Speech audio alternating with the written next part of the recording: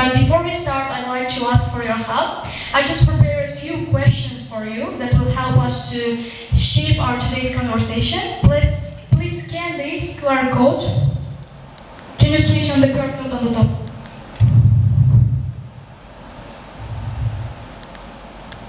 Yes, this one.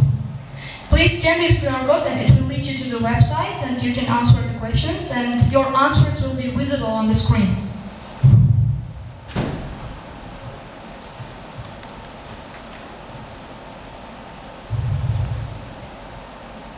Okay, we have 3 participants. You can scan. Okay, we can start. You can start to answer. Our first question is, what does success mean to you?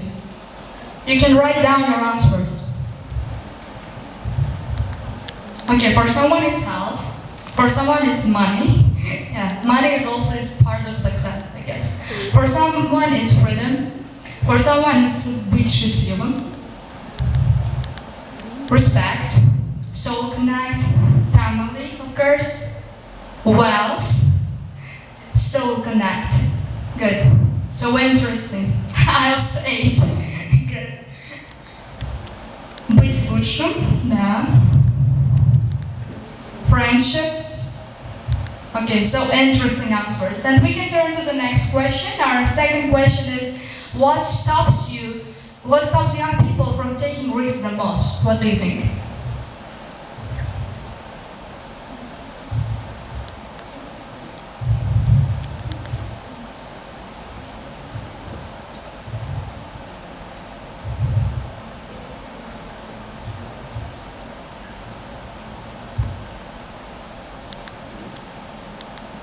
What do you think? Fear of failure, fear of judgment, lack of confidence, or lack of opportunities? Which one? Okay, we can turn to the next question. If nobody could judge you, what would you be more likely to do?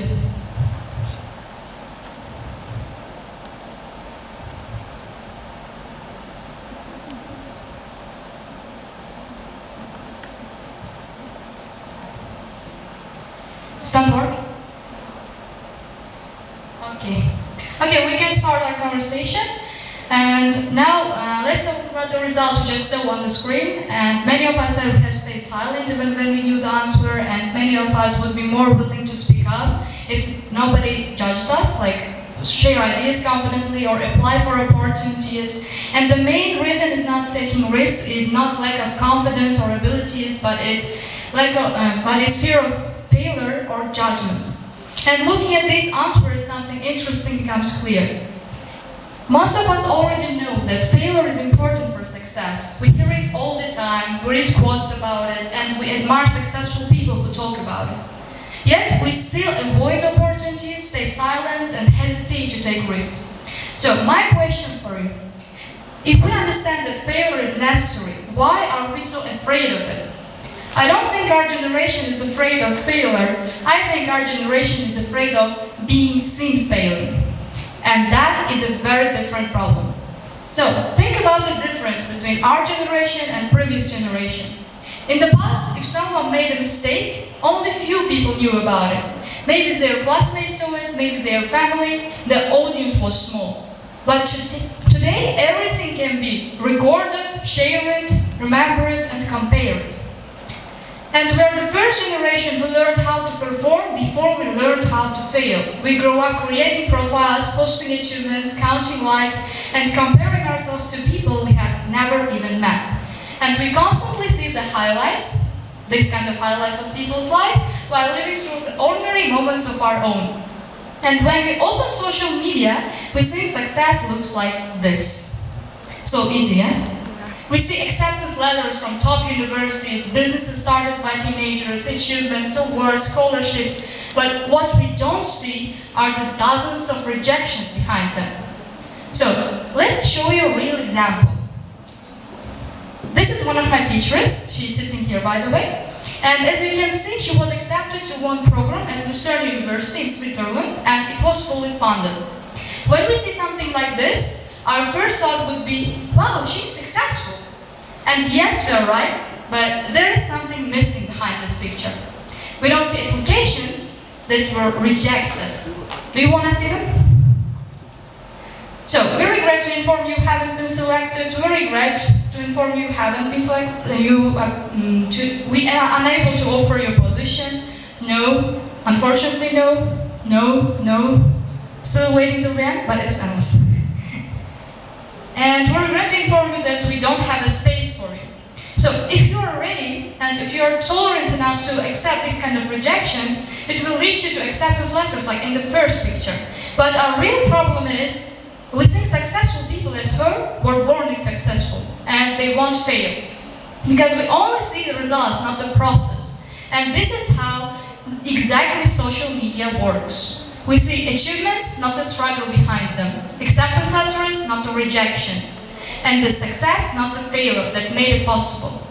And as a result, success starts to look common, while failure feels abnormal. But the real truth is that failure is the hidden part of every success story. But when we only see success, we start to compare our real lives to someone else's highlights. And this is when many young people stop trying before they even begin. And today, many teenagers no longer ask themselves, what if I fail? They ask instead, what will people think if I fail? And this fear follows us everywhere. It follows us into classrooms. So let me ask you a question. Have you ever stayed silent in the classroom even you knew the answer and you didn't raise your hand? If yes, you can raise your hand.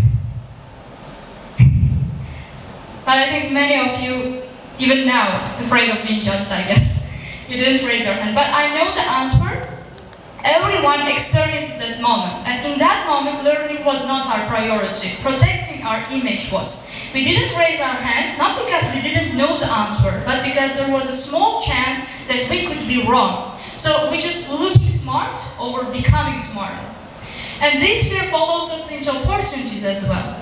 Every year, many students don't apply for scholarships because they think they won't get accepted, and they don't start that project because they assume they won't be good enough, and then don't participate in competitions because they're afraid of losing, and they don't share their ideas because someone might criticize them. I know, from the outside it looks like laziness, but in many times it's fear in disguise. Fear often wears the mask of procrastination. And we tell ourselves every time, we will start later, learn later, speak later, try later, but in reality, later simply means never. And this is when I think the real cost appears. When people talk about wasted potential, they often imagine a person who tried and failed, but I think the bigger tragedy is the invisible potential. A student who never tried, the entrepreneur who never started, and the artist who never showed their work. And the speaker who never raised their hand, like you know. So, I know, they didn't do these things not because they lacked talent, but because they just wanted to avoid embarrassment.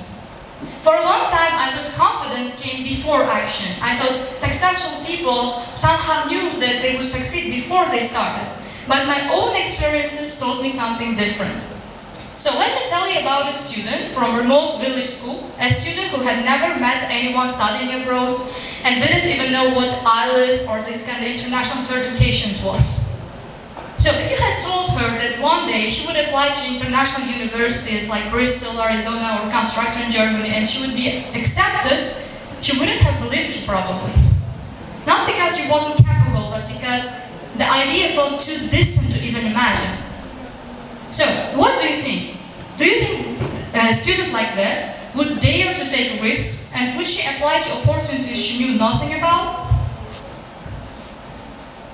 The answer is yes, because that student was me. Looking back, I realized something interesting. I wasn't brave enough at that time, but I was confident because I didn't know that I was supposed to be afraid. And I wasn't calculating my chances of success, and I wasn't thinking what people would say if I failed. I just discovered opportunities and decided to try. And when I first learned about IELTS, I had no idea how difficult it was supposed to be. I only knew that it could open new doors for me, and that's it. So I took an exam, and on my first attempt I scored 7.5 in a short period of time. I know for some it might not seem extraordinary, but Considering my background and circumstances, failure felt far more likely than success. Yet this experience taught me something important that I want to share it with you today. Many limits disappear the moment we stop assuming they are real. And the second lesson came later, when I had to choose university. Many teenagers understand me now, I guess. So this time it was different, because for the first time I was genuinely afraid of failure. It wasn't like just another exam, it felt like a decision that could shape my future.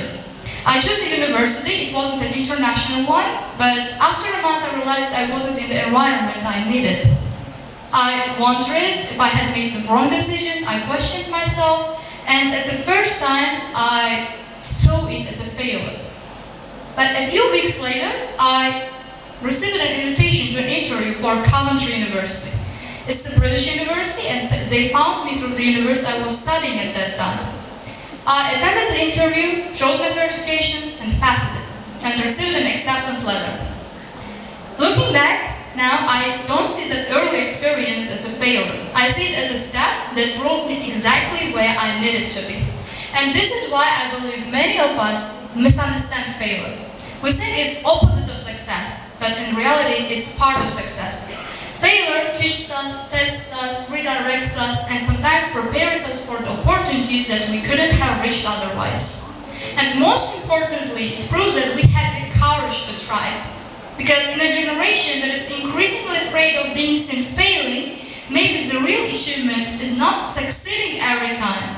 Maybe the real achievement is being willing to try anyway. And before preparing this talk, I thought fear of failure was a problem. But looking back and reflecting on my own experiences, I realized something else. Failure has never stopped me. What stopped me was imagining failure before it even happened. And the opportunities I regret are not the ones where I failed. They are the ones I never took. And from everything I have experienced, today I want to leave you with three main ideas which help you to overcome your fear of failure. First, don't let your current environment define your potential. There was a time when international universities felt completely unrealistic to me. Not because they were impossible, but because I had never seen anyone around me achieve them. And sometimes our biggest limitation is not our abilities, but our imagination. And second, stop treating failure as a verdict. A failed exam, a rejection, or the wrong decision you made never tell you who you are. It only tells what happened at one moment in time. And we stop assuming failure as an identity, we become free to learn from it. And third, take opportunities before you feel ready. Many opportunities that changed my life came before I felt prepared for them. If we wait until we are completely confident, I think we spend our whole lives waiting. And maybe the goal is not becoming fearless, maybe the goal is to stop fear to disappear.